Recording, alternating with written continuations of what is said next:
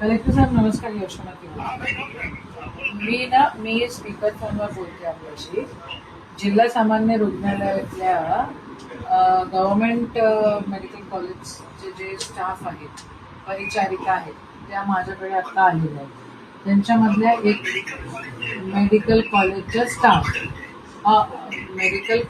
Staff म्हणजे medical कॉलेजच्या ज्या परिचारिका आहेत त्यांना सध्या आता तर त्यांना आता ड्युटी तिथे CS-च्या तिथेच लावलेली आहे.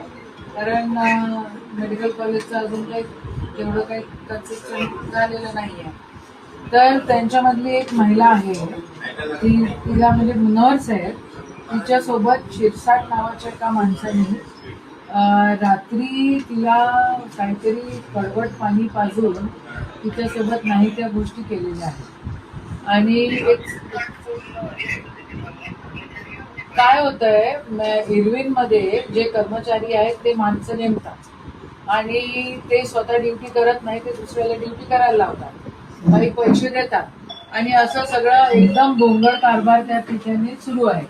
आणि विनोद पवारांना मी आता फोन लावला. ते पहिले डफरीनमध्ये होते, आता त्यांच्याजवळ CS-चा चार्ज आलेला आहे असं मला कळलंय. पण it is going on very carelessly. असं होता कामा नाही. तर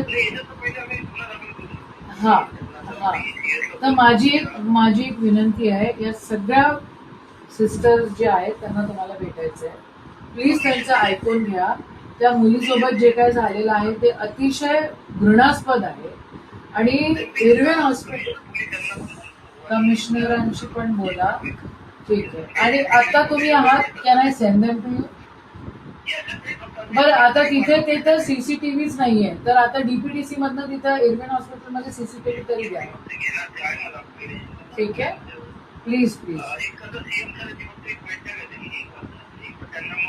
त्या तिथे येऊन थांबतील तुमच्या वेळ जे, पण त्यांना please give them a listening here.